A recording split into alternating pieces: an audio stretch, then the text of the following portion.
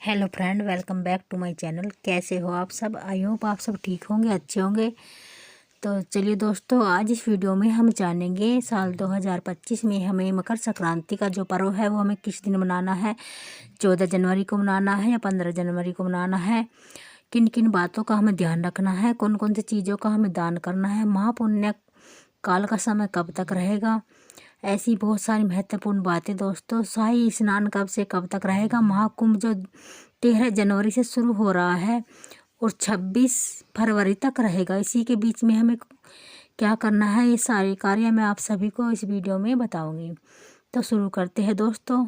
इससे पहले दोस्तों, अगर आपको वीडियो पसंद आती है तो वीडियो को लाइक और चैनल को सब्सक्राइब कर दीजिएगा। तो चलिए शुरू करते हैं। तो दोस्तों, मैं आपको बता दूं, साल 2025 में हम मकर संक्रांति का जो पर्व है वो 14 जनवरी दिन मंगलवार को मनाएंगे। उस दिन हमें सुबह सवेरे उठ जाना है। 14 जनवरी दिन मंगलवार को मनाएंगे। उस दिन हनुमान जी का भी दिन होता है मंगलवार, और मकर संक्रांति भी है, जिस दिन और खरमास माह जो है समाप्त हो जाएगा। और 14 जनवरी मकर संक्रांति से हमारे जो घर के सभी मांगलिक कार्य शुरू हो जाते हैं। और जैसे कि ब्याह शादी मुंडन रुक जाते हैं खरमास में, तो खरमास समाप्त हो जाएगा और हमारे सारे मांगलिक कार्य शुरू हो जाएंगे। तो हमें मकर संक्रांति के दिन सुबह सवेरे उठ जाना है दोस्तों। अपने घर में अच्छे से साफ सफाई करके हमें मकर संक्रांति का जो पर्व है वो मनाना है, क्योंकि दोस्तों साल भर में एक दिन त्यौहार आता है। हर त्यौहार के अलग अलग मायने होते हैं और वो एक ही दिन वर्ष में आता है, उसे हमें अच्छे से मनाना चाहिए अपने घर में। ठीक है जी। तो जो हमें मकर संक्रांति में सुबह से हमें क्या ध्यान रखना है दोस्तों, कि जिस चीज़ का हमें दान करना होता है ना, 14 चीज़ों का दान करना होता है मकर संक्रांति के दिन। और आपकी इच्छा है, आप जो भी कुछ दान करना चाहते हो अपनी सामर्थ्य के अनुसार उस चीज़ का आप दान करिएगा। जैसे हम खिचड़ी बनाते हैं, तो ये जो मकर संक्रांति का जो पर्व है दोस्तों, ये हर राज्य में अलग अलग नाम से जाना जाता है। जैसे कि मकर संक्रांति, पोंगल, उत्तरायण, खिचड़ी, ऐसे ही कई नामों से जाना जाता है अलग अलग राज्यों में। तो जिसके यहाँ जो भी नाम से जाना जाता है आप उसी नाम से अपना त्यौहार को मनाइएगा। तो जब हम नहाने के लिए जाते हैं तो हमें जो दान करने की चीज़ होती है दोस्तों, वो हमें निकाल कर जाने चाहिए।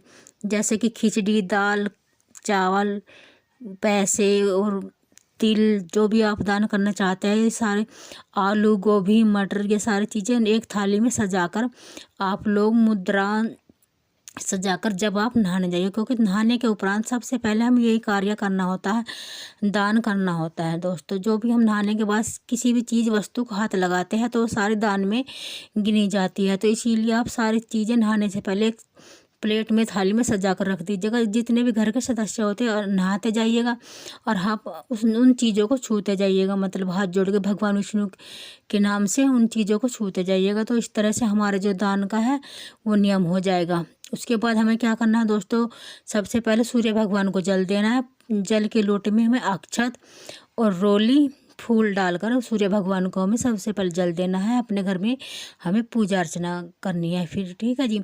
और कहीं कहीं ये त्यौहार जो होता है खिचड़ी के नाम से जाना जाता है, तो कुछ लोग तो सुबह में ही खिचड़ी बनाते हैं, खिचड़ी खाते भी है। और कहीं लोग दही चूड़ा से, मतलब सुबह में दही चूड़ा जो दान भी करते हैं और दही चूड़ा खाया जाता है। चीनी दही चूड़ा खाकर ये त्यौहार मनाते हैं और शाम को मसालेदार खिचड़ी बनाते हैं, और कई लोग सुबह में बनाते हैं।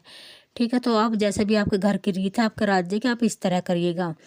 और फिर दोस्तों हमें क्या करना है, देखो उस दिन भी हमें अपने घर में लड़ाई झगड़ा नहीं करनी चाहिए। जिस तरह हम नए साल में खुशियों का पर्व मनाते हैं, इसी तरह हमें अपने घर में लड़ाई झगड़ा नहीं करनी चाहिए, बच्चों पे भी हाथ नहीं उठाना चाहिए। उस दिन हमें सभी को अच्छे से नहलाना है, काले तिल डालकर, पानी में गंगा जल डालकर, हर हर गंगे कहते हुए हमें अच्छे से नहाना है। छोटे बच्चे अगर आपके पास, तो छोटे बच्चों को भी आप पानी से पोंछ कर या गर्म पानी से स्नान करा दीजिए। ऐसा कुछ नहीं है कि सुबह सुबह ही नहलाना है दोस्तों, दिन में भी स्नान करा सकते हो। और बूढ़े बुजुर्ग है जो, उन्हें भी उस दिन ज़रूर नहाना चाहिए, स्नान जरूर कराना चाहिए, क्योंकि ये स्नान और दान का दिन होता है। इस दिन हमें दान करने से दोस्तों बहुत करोड़ों गुना फल मिलता है, बहुत पुण्य फल की प्राप्ति होती है। तो खिचड़ी के दिन हमें ज़रूर दान करना चाहिए, मकर संक्रांति के दिन। और उस दिन दोस्तों हमें ये भी ध्यान रखना चाहिए, पतंग उड़ाने का दिन होता है तो पतंग उड़ाई जाती है। तो कई राज्यों में ऐसा स्थिति बन जाती है कि पतंग का जो मांझा होता है वो धारदार होता है दोस्तों, तो हमें उससे अपने गले को, अपने हाथ पैर को भी बचा कर रखना चाहिए दोस्तों, कोई दुर्घटना ना हो जाए। ऐसा मैंने भी कई जगहों पर देखा है, सुना है। तो दोस्तों अपने गले में भी आप लोग उस दिन ज़रूर एक मतलब कि जैसे कि बाहर जाते हैं बाइक पे तो कुछ भी कपड़ा लपेट के गले में रखे हुए दोस्तों, क्योंकि मैंने देखा कि कई लोगों के सही गर्दनों पे वार हो जाता है पतंग का जो मांझा होता है। तो हमें सावधानी बरतनी चाहिए सभी चीज़ों से, मतलब और त्यौहार भी मनाना चाहिए, ठीक है जी। और दोस्तों जो साल 2025 में महाकुंभ का जो मेला है, महाकुंभ जो है वो 13 जनवरी से शुरू हो रहा है और 26 फरवरी तक महाकुंभ रहेगा। और इसी बीच में हमें, अगर आप लोग जाना चाहते हैं शाही स्नान करने के लिए तो आप लोग जा सकते हैं। प्रयागराज में मेला लगता है जहाँ तीनों नदियों का संगम है। बहुत ही शुभ संयोग बना है। 12 साल में एक बार लगता है महाकुंभ और 144 साल के बाद ये 12वां महाकुंभ है दोस्तों। तो आप लोग जिसकी जो इच्छा है, सामर्थ्य है मतलब जाने की हो, तो आप लोग ज़रूर जाइएगा महाकुंभ में। और ये 5 शाही स्नान होते हैं दोस्तों। मकर संक्रांति के दिन से ही शाही स्नान शुरू हो जाएंगे, जो कि साल 2025 में 2 जनवरी में पड़ रहे हैं। मकर संक्रांति के दिन पड़ रहा है शाही स्नान, और एक शाही स्नान मौनी अमावस्या के दिन है दोस्तों, जो कि 29 जनवरी को है साल 2025 में। और तीसरा शाही स्नान बसंत पंचमी के दिन है 3 फरवरी को। और चौथा शाही स्नान दोस्तों माघी पूर्णिमा के दिन है 12 फरवरी को। और जो है 5वां शाही स्नान दोस्तों वो है महाशिवरात्रि के दिन 28 फरवरी को। तो ये 5 शाही स्नान है, आप लोग ज़रूर कीजिएगा। अगर आप लोग वहाँ जाने में सक्षम नहीं हैं तो अपने घर पे भी मिश्रित जल से गंगा जल डालकर हर गंगे कहते हुए अपना डुबकी लगाइए और अपने घर में ही शाही स्नान का मज़ा लीजिए दोस्तों, ठीक है जी। तो हमें उस दिन मकर संक्रांति के दिन इन्हीं चीज़ों का ध्यान रखना है। हमें दान भी करना है, स्नान भी करना है, और छोटे बच्चों से भी स्नान करा के दान करा दीजिए दोस्तों।